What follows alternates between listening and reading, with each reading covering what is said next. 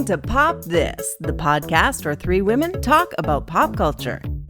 Here are your hosts, Lisa Christiansen, Andrea Gin, and Andrea Warner.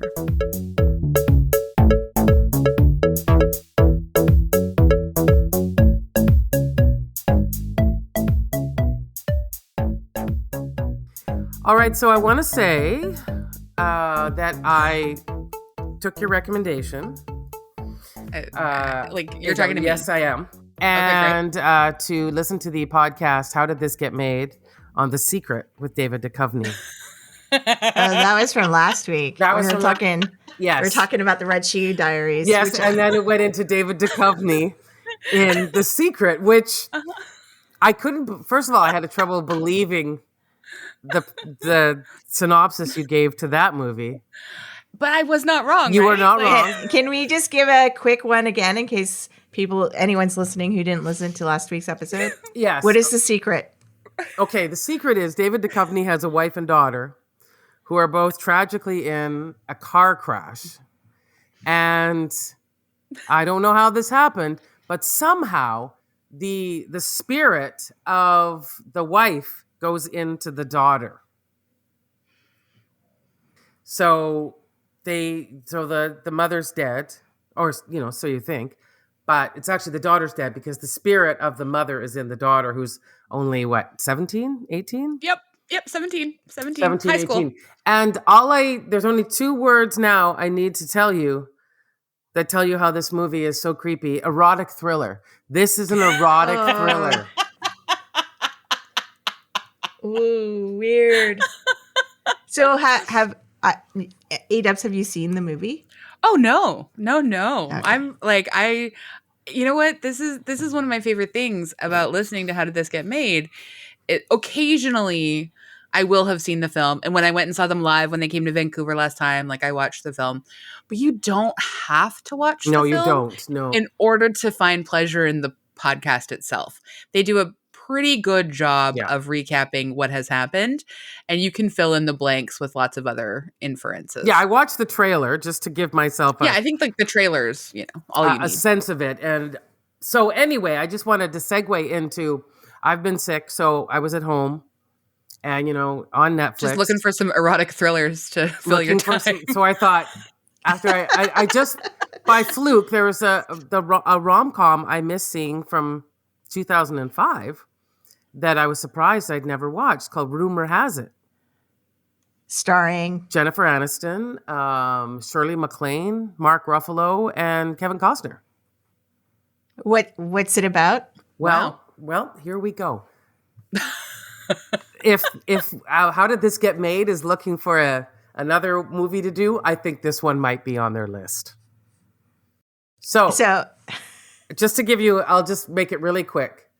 For Jennifer Aniston's character is going back home from New York to her sister's wedding in Pasadena. There is a weird kind of, I don't know why, but the discussion comes up about one of the things about Pasadena is that people have always wondered who the family was that the writer of The Graduate modeled his story on. Okay. For some reason, Jennifer Aniston thinks that might be her family. She's convinced herself that this could be her family.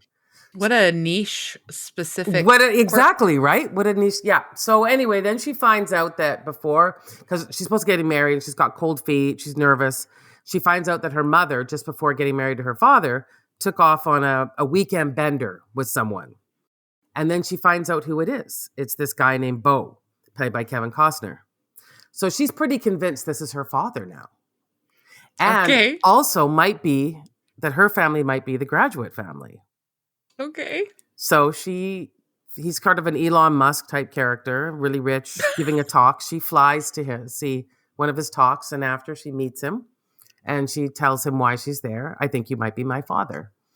And, he's like, no, I'm not your father. But he does say, yeah, that is me. The Graduate was based on me and your mother and your grandmother. And now I'm watching this and I'm just going along with this. Suddenly, Kevin Costner and Jennifer Aniston are having beers and getting drunk. No. Really? No. Yeah. That's where it goes? That's where it goes. Gross. I could not. In the back of my mind, I was thinking that's where this is going, but I didn't want to believe it. I didn't want to believe it. Neither did I. I had to I almost stopped the movie just because I couldn't. And this was directed by Rob Reiner. Oh, yeah. Wow. Right? Wow. So in the morning, I mean, I guess there's a reason we've never heard of it. Well, yes, I looked it up. It was like bad reviews, bad box office. The general ick factor, I don't know. But the general ick factor. That's a good name for a podcast. Well, yeah, I just and then just to continue it on, like she goes out to this dance with him because he tells her how much he likes her. Ick, ick, ick. And then she meets his son. And she says, I thought you said you couldn't have children. You said to me you were biologically unable. And now I'm meeting your son. And he says, well, we lied to my son and told him that he was our biological son, but he's really not. And did you really think I would want, if I thought there was a possibility of my daughter, I would sleep with you? And I thought, you guys had to write that dialogue in this movie. Well, plus they don't even maybe know about, like I've told you before about like my weird obsession with like finding out that this is actually like a very common thing, that like when people who have been either like adopted without ever knowing their biological parents and then reunited with their biological parents later in life, like one of the counseling steps is to like try and intervene to make sure that the intense emotional connection that you are anticipating experiencing doesn't manifest into sexual relationships. Because this is like this is actually a thing. Really? Wow. Yeah. Wow. Yeah. Apparently this is actually a thing. Also then like, and sort of in a parallel stream, because, and again, this is a few different studies, but that, and a few different groups that are sort of like exist to help people with this, because of the ways in which certain people, and let's just say often, like sometimes sperm donor doctors have used their own I've heard that fluids and then fathered like, hundreds and hundreds of whatever. There was an article, I think in the mid 2000s or like even maybe early 2000s, I can't remember. Or sorry, 2010s, that was talking about that people who are just biologically half siblings were finding each other in the real world, unbeknownst to each other that they were half siblings, and falling in love and getting married and stuff like that, because you do tend to have, not everyone, but some people tend towards falling in love with versions of themselves. Wow. Yeah. Thank God there's no rom-com like that. Oh, who knows? I think there probably is, but I'll get back to you when I have. So wait, in this rumor has it, does Jennifer Aniston, like, do they find out that they're biological daughter and father in the movie? No, luckily they don't. Luckily that's not one of the other plot twists, but I'm guessing she has like some sort of revenge sex with Mark Ruffalo or something. Well, then Mark Ruffalo breaks up with her and he finds out, which, how did it go finding out if that was your dad? He was not exactly what he was expecting to find out. Or that you have shared a lover multi-generationally on both sides. So then at the movie end, they get back together and creepily, Mark Ruffalo says to her, if we have a daughter, she doesn't get to be with him. And Jennifer Aniston goes, no, it ends with me. Oh my God, that's the last line of the movie? Mm-hmm. Oh, no. Oh, that is creep-tastic on a wild level. But like, now I kind of want to watch it. Like, that sounds so weird and disturbing and distressing on every level. And like, But I am a Shirley MacLaine completist, I think, ultimately. So, like, I don't know. It's on I might have Netflix. to- Be my guest.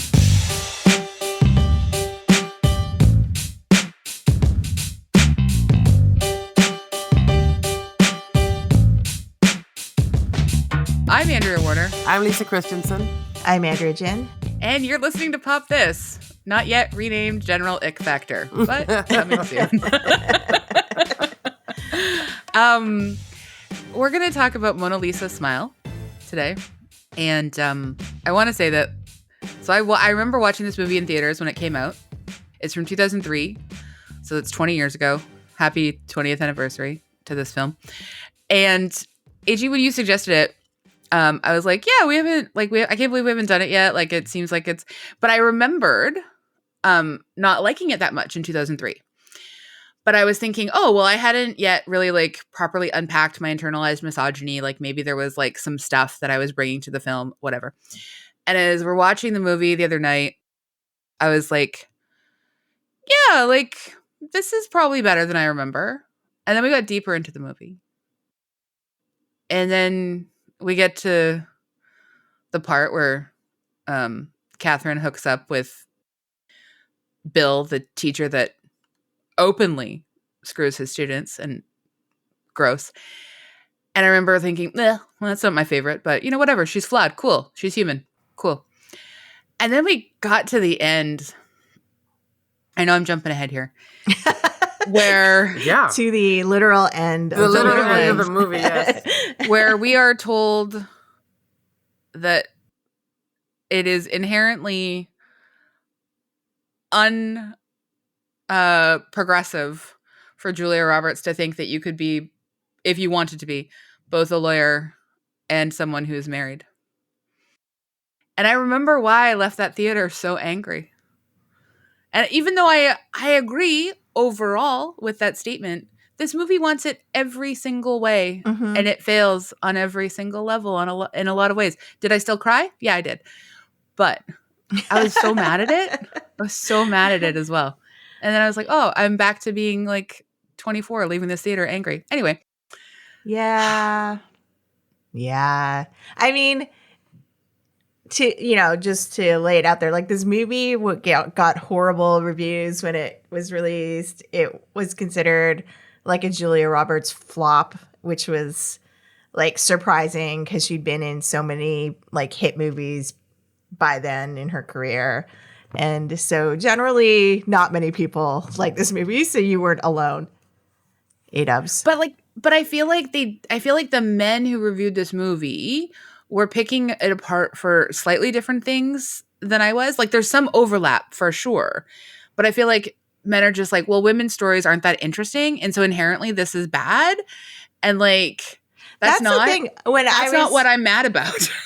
When I was researching the notes for this movie, seemed like only men reviewed this movie, and they all, like, hated it with a fiery passion. Like literally we're seeing, like, 1.5 star kind of reviews, and, like, it seemed like they were most angry about the fact that they thought it was an attempt to be a female Dead Poets Society and failed spectacularly. And that's what pissed them off. Yeah. Well, I can tell you what kind of pissed me off was just, if you asked me what was this movie about, I couldn't even tell you. No, I know. What is the focus statement of this movie? Mona Lisa Smile. But you know what? I don't even. Yeah, but no, it's such a stretch. It's like got nothing. It's nothing. But the thing is, I want to like it so much because it's set in the fall. It's, like, got a nice kind of fall vibe to it. The cast is really cool. Like, Julia Roberts, Kirsten Dunst, Marcia Gay Harden, Maggie Gyllenhaal, Julia Stiles. Like, they're all great actresses. Like, I really, really want to like this movie, but the story of it is just I don't even know. I on honestly many don't levels. know. Was it a year in a life? I don't even know if she's still teaching there. Was she going to stay? I don't know. I don't even know why she was so upset that guy lied about being in Italy. Like, I don't even know what this, like, he seemed like such a dirtbag, as you're saying. Oh, Lying that he such a was in dirtbag. Italy, that's the breaking point for you? that anyway. It's just that there was he's not no a war hero. consistency. Like, Nothing. that's no consistency. I didn't know what anyone's motivation was. I'll tell you, the one thing that really excited me was that one of the girls' boyfriend turned out, recognized him as Cousin from The Bear. Yeah, I like that actor. I haven't watched He The was Bear in yet Girls, still, too. but I like that actor. Yeah, Yeah. he's been in a few things. Like, we went through, like, I mean, the cast is good. Yeah. Like, they are good Yeah. actors. Like, I mean, Christian Ritter is there even as like a complete Yeah, I noticed silent that. And person. Topher Grace. Like, Topher Grace is there. Yeah. Like, I mean, I would say that Tori like, Amos is there. Tori Amos. I was like, like, what shocked. is? What? Me too. I was like, that's Tori Amos, isn't it? Yeah. And Krauss was like, no. And I was like, no, I that's think her. Yeah, it is. yeah, I was doing the same thing. The fact that she's in the film as a wedding singer, but then they give the end song to Elton So John, and the weird. most bizarre end song I've ever, like, I don't know what Bernie Taupin was doing when he wrote that song, but that is like, that song and how absolutely confounding it is exactly what's wrong with this movie. Why? Well, yeah, because the movie is set in 1953, 54. So just stay in the period. Like, it's not rock science. There's great music that came from that time. Just play more Nat King Cole. Yeah. But also the lyrics to it. The lyrics are wild. It's called so The Heart wild. of Every Girl. And it's being played over this newsreel footage of like women in the 50s doing, like, I don't know. I guess I don't know.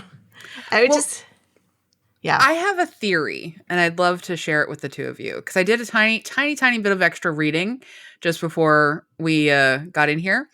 So I want to blame the writers and the director. The director is Mike Newell.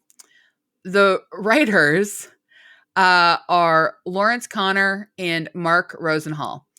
They have collaborated on a ton of stuff together over the years, including Planet of the Apes.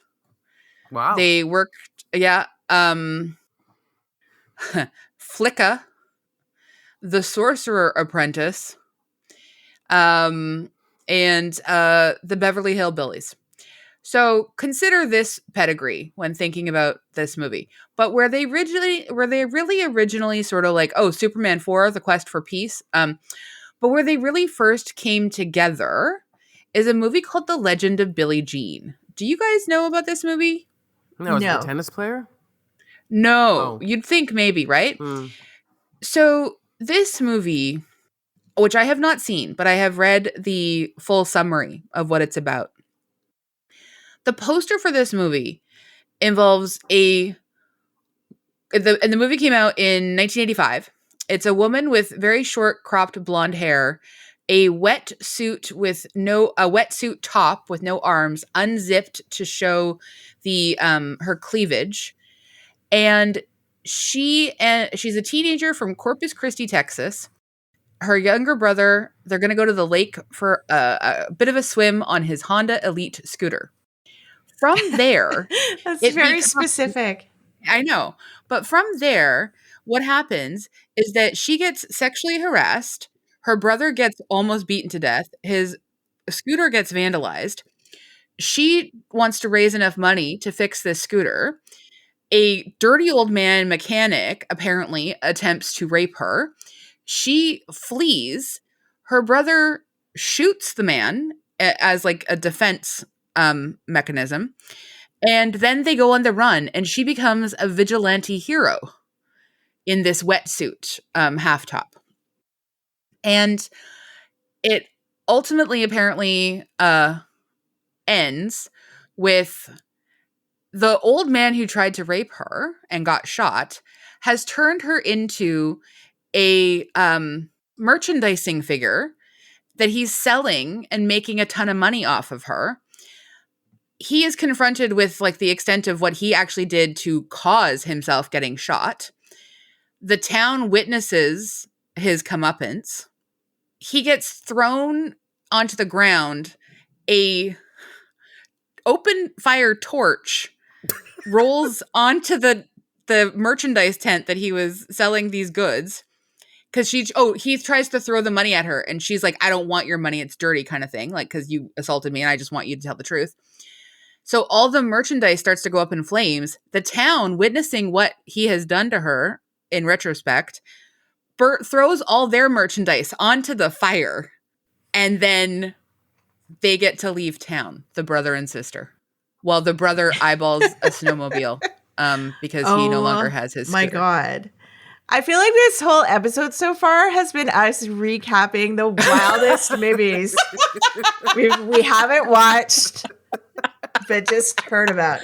I just want to say we've got another film to add to the ick factor future for Pop. This is evolution. But this is the type of movie that these men have written and think that they are creating feminist heroes. Do you know what I mean?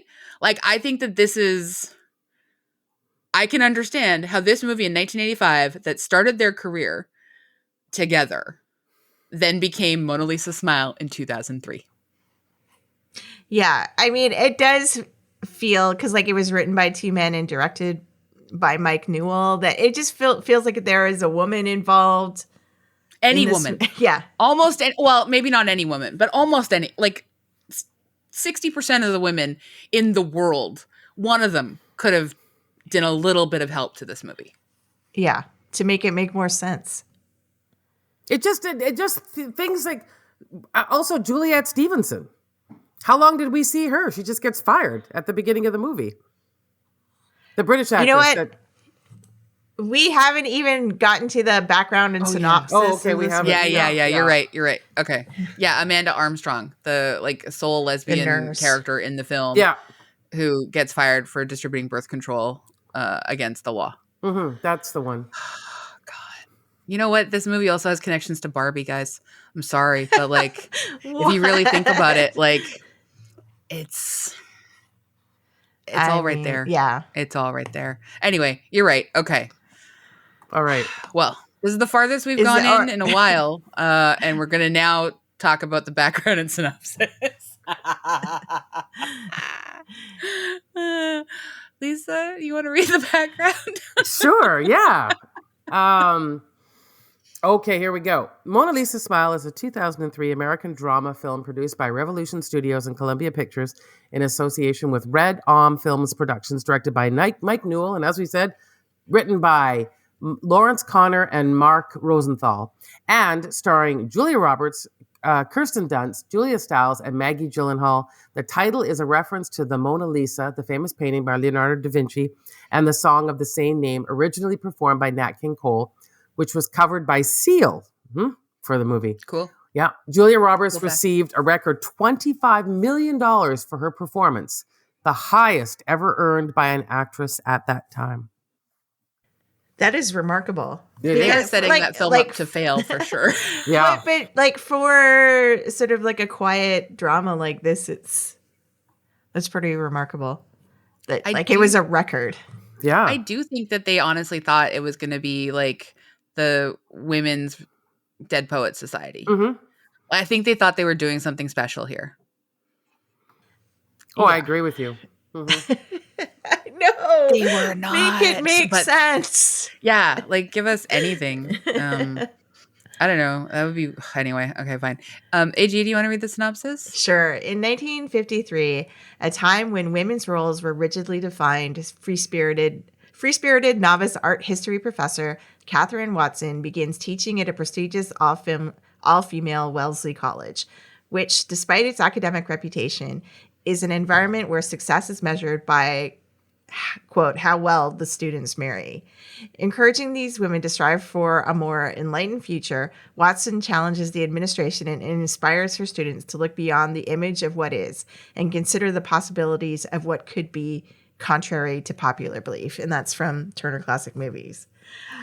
I feel like if they had just stuck to sort of this premise and wrote like a straightforward thing where like she inspires a bunch of students to break out of the mold, and like that would have been a much better movie. Like predictable, yes.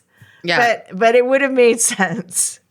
Yeah. Instead we barely get like I I think the movie is at its strongest when we're seeing her interact with the students. Like, and I liked the sort of like invitation in the second lecture after she's had like a really terrible first lecture because she is unprepared and ill-informed about what it means to be like a student at Wellesley.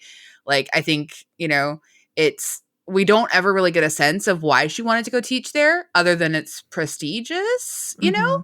and like, cause she doesn't seem prepared for anything at all.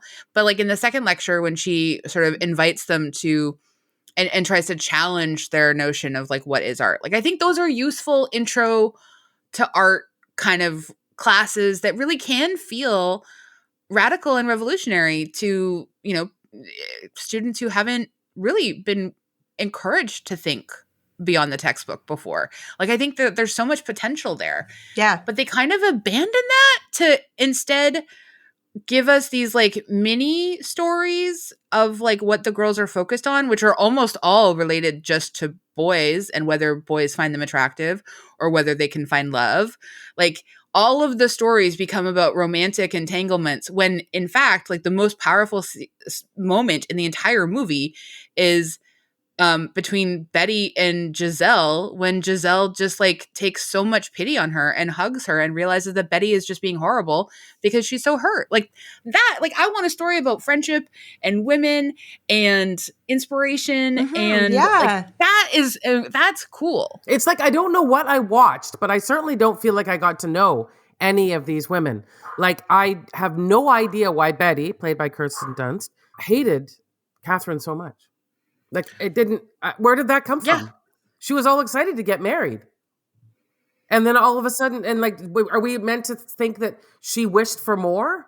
That she was like, it didn't make any sense. Yeah, because you would think like she had this totally oppressive mother that she would be sort of wanting to rebel against her mother in some kind of way. And Catherine would have been the perfect sort of mentor for her to figure out, her own path in life. And suddenly she's her hero at the end of the movie, which I did not see. Where was that? Where was this breakthrough moment? It didn't make sense. Well, and just even the idea that like Catherine's big breakdown after Betty's chilling editorial, which, I mean, just dream about the power of the written word. That's kind of nice. But anyway, like, Betty's writing these editorials that are like super conservative and frosty and like awful. She gets Amanda fired. She like, just sort of parrots her mother's hatefulness, like on and on and on. And we don't get to see her have her own sort of like, come to Jesus moment kind of in its own way, where like, other than like Catherine just saying like, she's like, Catherine giving that sort of like slightly defeated little angry lecture and then leaving after like 3 slides and 4 minutes. Like, that's supposed to revolutionize these like Betty? Like, that's going to change everything for Betty? Why? Yeah, they've seen these ads. These are ads in their face every day. They didn't notice. What do you think you're doing in that class? Well, and like, you can have this be a wake up moment, maybe, if you give it more space. Yeah. Like if we had seen Catherine uniformly going on about anything that was sort of like anti-marriage. You're not anti-marriage just because you're pro-education and because she herself is not married yet. Like, this is wild to me that this movie conflates these things. And I guess they own up to it being a wrong conflation, maybe by Betty's like about face. But like, is there a 4-hour version of this movie where we actually understand the character's motivations? Yeah, I mean, I didn't even understand why she didn't want to marry John. Like, why? What was like what? Like, why was that so upsetting to her? That he wanted to marry her. Yeah, I have no idea. There were no, he said he didn't, like, she went to teach. He didn't say, don't go. Yeah. I was so confused. And then to take up with that other guy, that horrible scuzzy teacher. Yeah. Like, when she it made knows no sense. It was awful. But awful. But even like sort of another thing that totally didn't make sense is this idea that Jennifer Goodwin is like an unattractive friend in the group. Look, Yeah. Like, No. do you know the number What? of perfectly attractive women who apparently have an extra 10 pounds on their figure and are then we're told by the movies that they're fat? Mhm. Like, I have seen this in play. So, remember when Minnie Driver gained 20 whole pounds in order to play the fat character in Circle of Friends, Mhm. that based on Maeve Binchy's book? Remember when Renee Zellweger gained 20 pounds to play Bridget Jones, and she was like tubby? Mhm. Like, it's yeah. you know what? I actually don't even get mad about it anymore because I'm just like, yeah, of course. It's so stupid. Like, it just doesn't It's make so it, stupid. It doesn't In fact, you know what? I didn't really that took me a while to click into that they were trying to portray her that way. I didn't notice. You didn't know that like she was supposed to be shamefully fat? No, I mean, I was just No, I know. I just thought she was the character that was having trouble finding love, but I just thought, well, that's But like, it doesn't even like she's talented, she's smart, Yeah. she's way nicer than Betty. Like, the whole thing just doesn't make any sense. Like, the portrayal of the character just does not make any sense at all in the story. But like Jennifer Goodwin has, I believe, done interviews and talks, like honestly similar like Kate Winslet, like, and James Cameron saying she was calling her Kate Weighs a Lot. Like, this is very Hollywood and like young actresses. Florence Pugh has been told that she's too curvy. Selena Gomez has been told she's too curvy. Like, it is still happening today. I mean, they're not casting Selena Gomez and then telling us she's like impossibly fat. So I guess there's like small wins, but like, But it's especially yikes. because like this movie, Yikes on bikes. it's set in the 50s where like curvaceous figures were, popular. Marilyn Monroe was, Yeah. I mean, yeah. But I mean, she was also talked about as if she was ridiculously large. Like, I mean, like thinness is still fetishized even in the 50s, but like this was something hard to swallow. Yeah, like I said, I It didn't even is. notice that was the plot line we were going on. Until all of a sudden Betty said he was hiding you, and I was like, he was? Why would he be doing that? Like, why would that be happening? But I guess, my point about it being the 50s is that Jennifer Goodwin, out of all the people in this movie, has this classic 50s pinup look. The most 50s pinup look, Yeah. for sure. Yeah. I mean, Julia Roberts cannot do 50s, at least not the way they styled her in this film. No, that's a good point. She did not. Like, It felt. what? Yeah. Yeah. Yeah. Maggie Gyllenhaal also did not seem to be 50s. Whereas like, I think she Julia Stiles was perfect.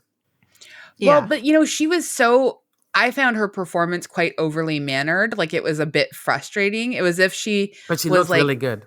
she looked great, yeah. Yeah. But like I think of like she looked like she belonged in Pleasantville. Mhm, You know what I mean? mhm. Like that would have, or if she was like Joan Allen's daughter, that also could have really worked. Yeah. Yeah, it felt like Kirsten Dunst and Julia Stiles were super mannered in this movie. And I mean, I didn't really notice this until watching it this most recent time, but it feels like Maggie Gyllenhaal and Jennifer Goodwin they kind of steal the movie Yeah. a bit. Yeah. Oh, I yeah, just- yeah. definitely. But I mean, and then that really, it was almost as if they knew that they'd made a mistake when they gave her that speech that she had to give during that weird party where she went into why all her parents were divorced, and like it was like a backstory as to why I'm slutty. It was so weird. Oh yeah, the slut shaming nonsense in this film too. Like, it's just, all in all, it's really, and like, why would, honestly, like, I know Giselle is like more evolved than I guess all of them because she's able to hug Betty in her time of like breakdown and crisis and has a lot more patience for Betty than Betty deserves, which is nice. I mean, I guess, Betty is lucky that she has a friend like that. But like, then Betty calls out her mom's anti-Semitism and decides she's going to go get an apartment with Giselle in Greenwich Village after she has been nothing but honestly horrible to Giselle for like, it looks like a really long time. Right. How are they even friends at this point? I don't know. Like, I guess because Betty had so much power, she could just kind of like, but I mean, I don't understand. That like, leap from Betty and I guess like in that movie made no sense. None. Oh, None. I know. Yeah. And her honestly, divorce is like this. She would have, we know that woman in real life and in movies puts up with that and will put up with the string of affairs that man has throughout their entire marriage. That's at least the way they've set Betty out. Like, exactly. sure. That's what I'm saying. Like, it didn't make any sense at all. This turnaround that she has. No, it's not earned. It's not written well. And I don't think Kirsten Dunst plays it well. Mm-mm. I mean, maybe she just never had the material. And I just like, why do we have to waste so much time on their, like, these characters' relationships with men? When the movie is not meant to be, like, it didn't make sense. I mean, it's been a long time since I saw Dead Poets Society, but I'm pretty sure those guys worship poets that were dead. Yeah, they were sneaking out into the woods at night. And dealt with toxic masculinity, dealt with vulnerability, dealt with like, things that are important, and they were allowed rich interior lives. These characters only get to care about, and I guess like maybe that's the Wellesley point of it all, is like that they're being groomed for marriage or whatever, but like you're still allowed to have characters that are richly developed, and they can still be talking about being groomed for marriage without us having to spend so much time with these men. Yeah. It just like, I feels like why I would have liked it more if they had just actually done a female Dead Poet Society and not been embarrassed about it. Yeah. And just gone for it and made it into a thing where these, students learn how to like learn about their other options in life and go off and do great things. Like, that would have been a way better movie, I think. And I just, and way more inspiring. And I think, like, I don't know. I just don't know why do you think that they didn't take the easy option and do that? Like, why do you think it's so convoluted? I feel it's like because maybe these writers think that women's friendships aren't interesting fundamentally, and that women characters are only interesting in juxtaposition with like the men in their lives. Mm-hmm. Yeah, exactly. Because that's actually how these characters are relating to each other and interacting with each other. Until we get the final scene at the end where they're like on bicycles, almost dying underneath the wheels of the car, saying goodbye to her. Like, that's the only scene in the entire film where it's all of them together that like doesn't come back to being about men or marriage or, outside of the classroom. It's kind of like, you think about it though, and it's kind of like they're saying goodbye to her, like, thanks for being an inspiring teacher. Like, you totally did not change our lives in any way. Yeah, we're doing exactly the same thing. Betty got a divorce and is going to live with her friend. I mean, I guess I know. It would have happened anyway. It's like they threw that. For a while there was that weird line that, because Kirsten Dunst missed some classes as she was on honeymoon or something. And then they said, well, the other teachers just, excuse people for getting married. And I thought, am I watching the Stepford Wives? Like, maybe this is a subversive. I also thought of the Stepford Wives. I was like, wow, there's an entire book here to be written. Yeah. It takes us from like the Stepford Wives to like the Billie Jean story, because I haven't seen it, but I'm now obsessed with it, to like this movie, to Barbie, and I'm sure there's like 5 more before Stepford Wives, but I just can't. Why do you think the writers couldn't even give us a tiny satisfaction of having Julia Stiles' character go to law school? Like, that would have been like such that weird a tiny speech she little had. thing. Like, I don't want to do. Yeah, I just know. give it to us. Just let us see her go to law school. Yeah. And like, if you have to, okay, fine, she gets married too. But like, why did they snatch law school away from us? Yeah, why? Because it made no sense. Because they think that they like I really truly think they are trying to prove a point about feminism and it being like too gatekeepery, even though I don't know what these men honestly actually know about feminism. But it seems to me that this is like kind of one of those things where they're like, we're going to show that there's a wrong side to feminism because feminists don't want women to be happy if they want to be at home. Yeah. And like this pervasive thought, like we all understand that women's choices get to be women's choices, whatever those choices are. And that's fine. But this woman wanted to go to law school.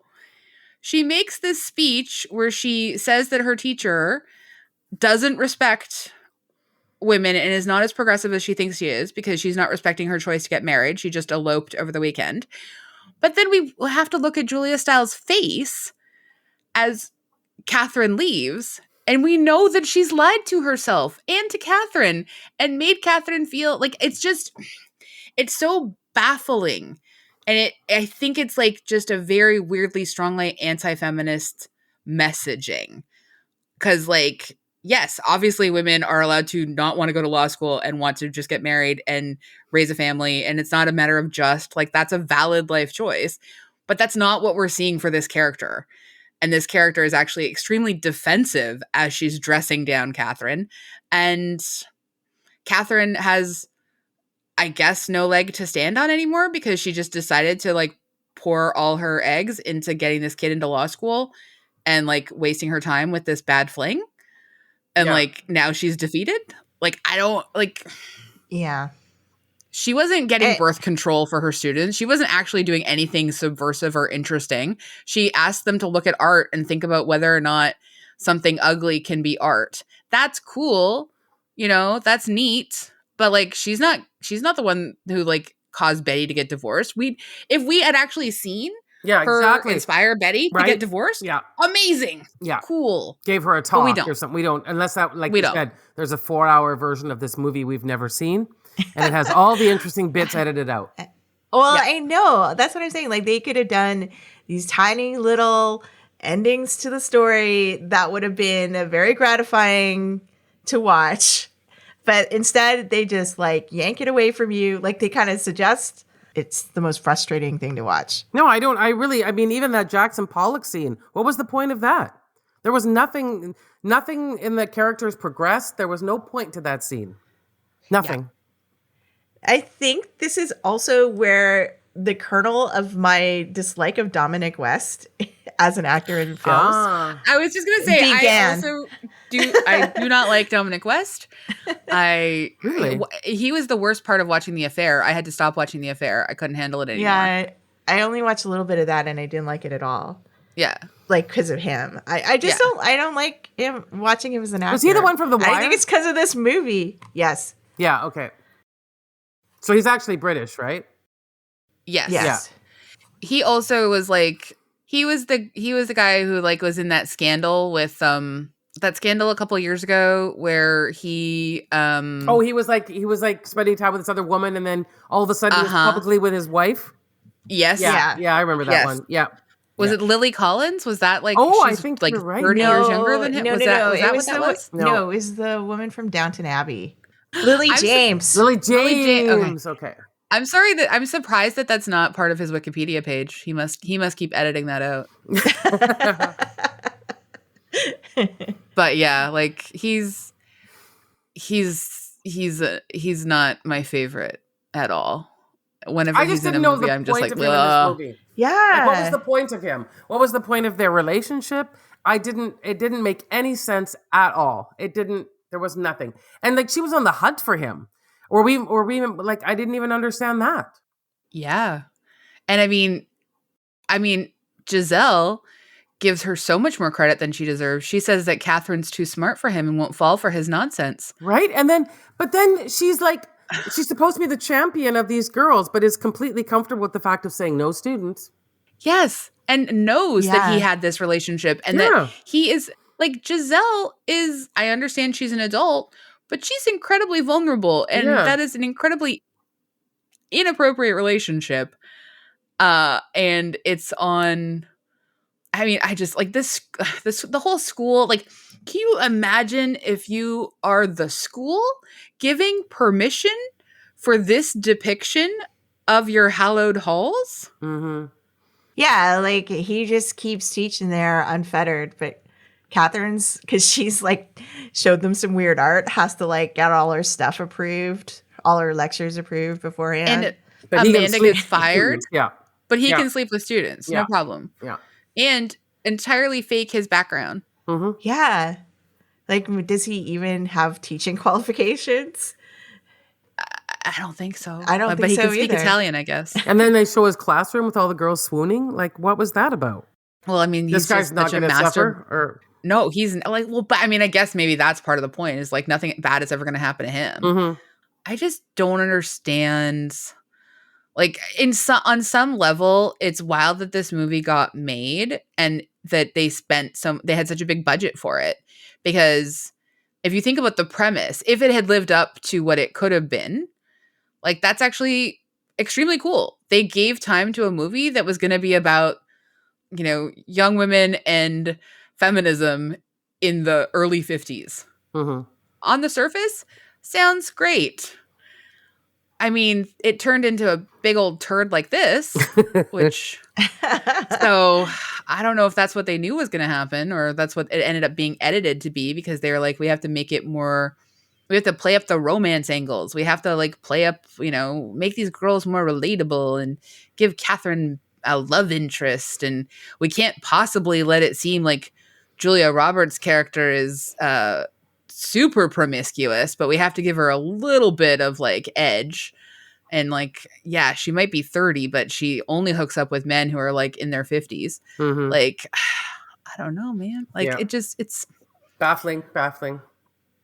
on every level. But then, and then she's like the hero of this movie, but then we have no sense at the end, like what What did is she happening do? to her? Yeah. Where is she going?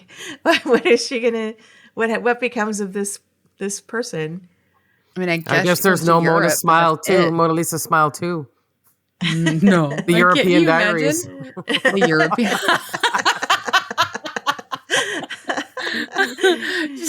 It's like 35 years later and it becomes a weird crossover with Emily in Paris. Yeah. Like Catherine's just been in Paris the entire time waiting for Emily to come along and like, Teach her the ways. yeah, I just, Or maybe oh, she's just been God. eating pasta like in Eat, Pray, Love. Maybe. I mean, I appreciate Julia Roberts wanting to make this movie and thinking that she was going to be making something that was like a little bit progressive. Maybe. I can see how and why all of these people signed on. Yeah, I mean the cast is amazing, as we discussed. Yeah. Like, But like, can you imagine being at the premiere as one of the actors and like realizing all the stuff that didn't make it into this final cut and looking around and being like, yeah, I don't know what it is either.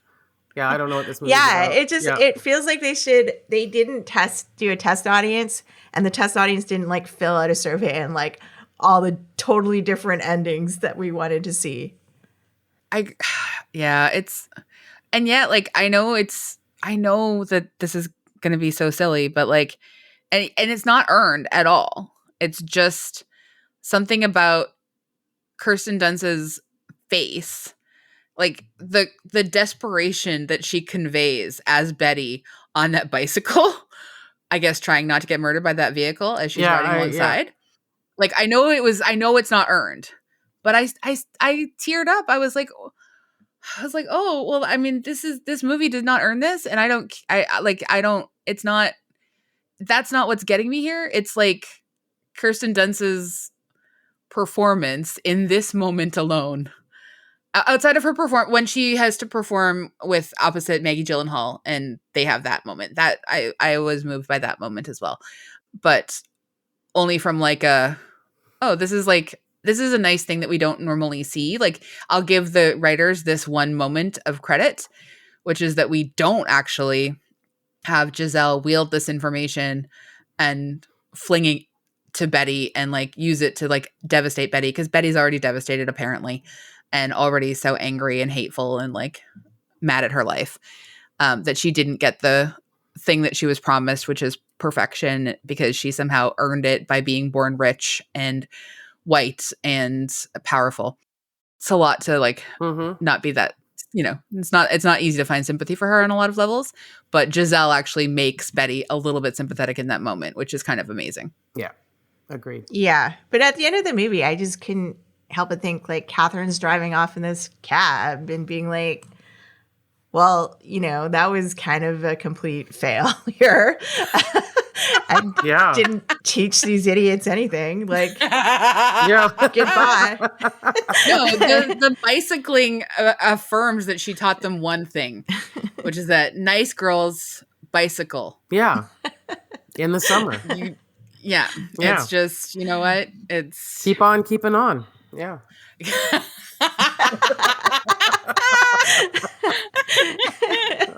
Yep.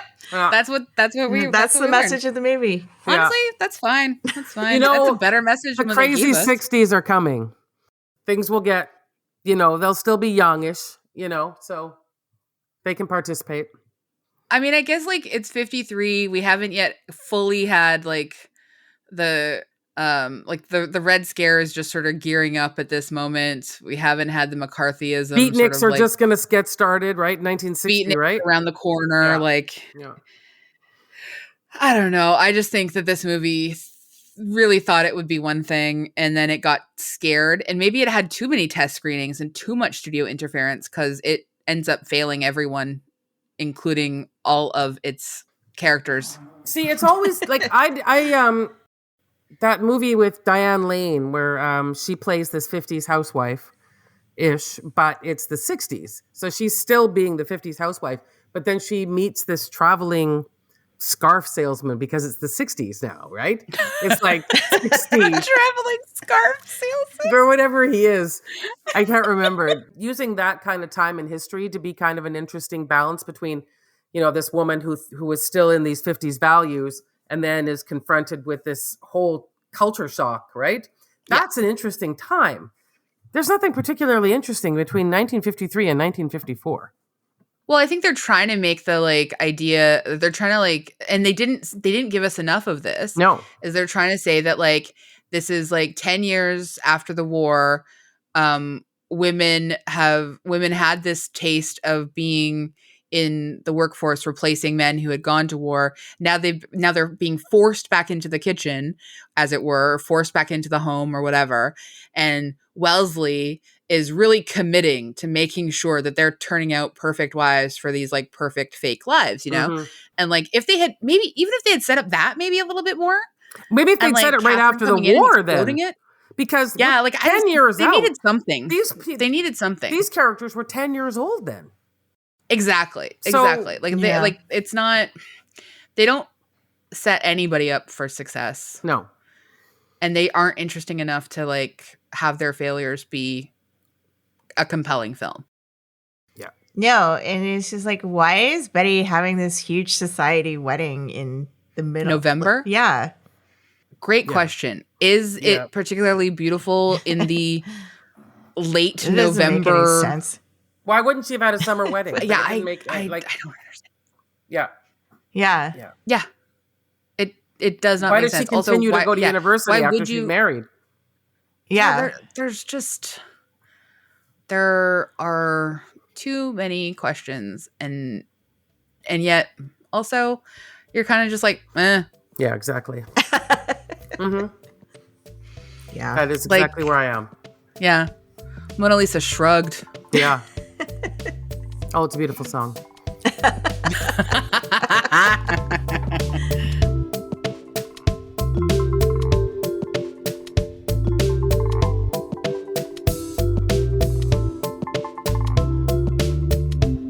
There are some things that we do like in this life, and we'd like to tell you about them now.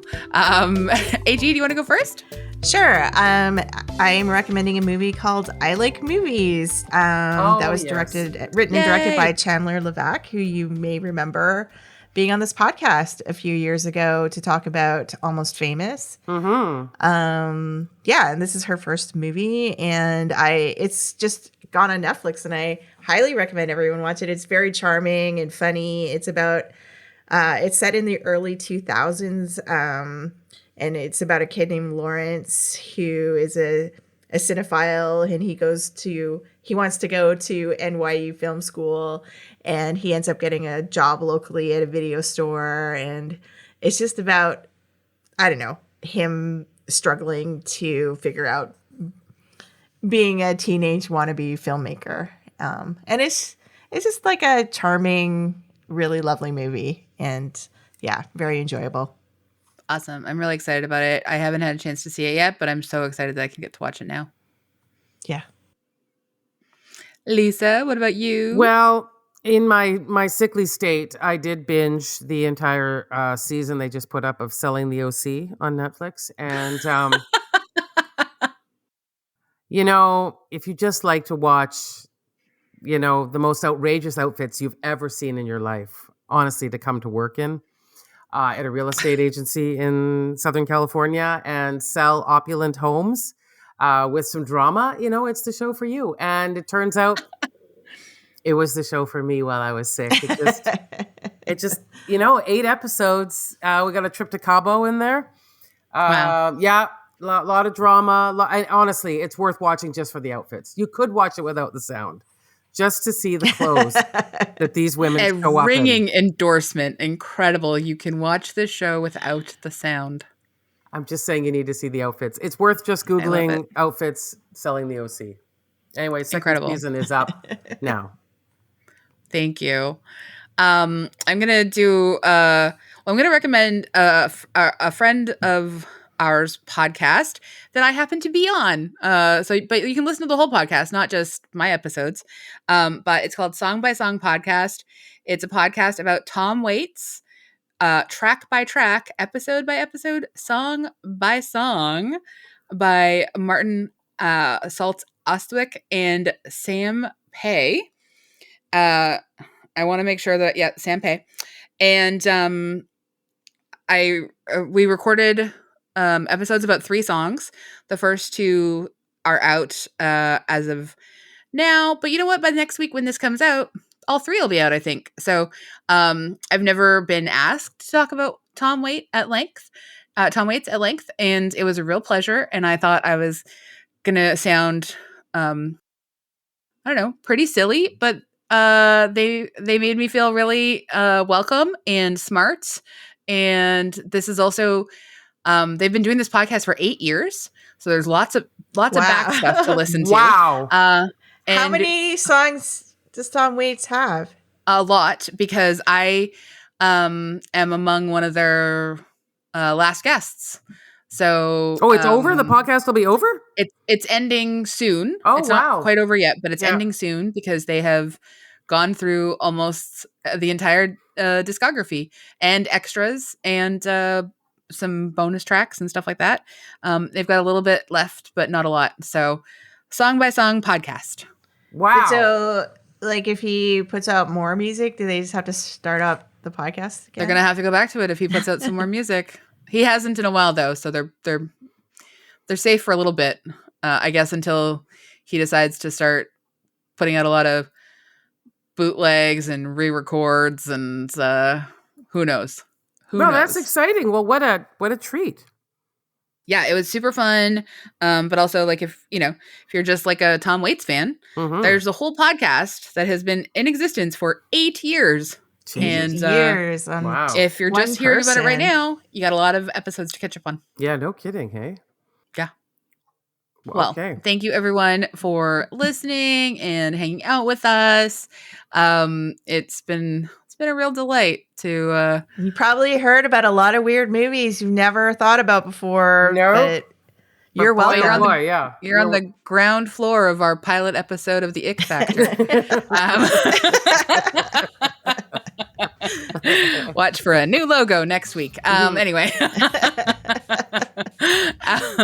Thank you so much for listening. You can hang out with us, Facebook, Instagram, Twitter. You can email us at popthiscollective@gmail.com.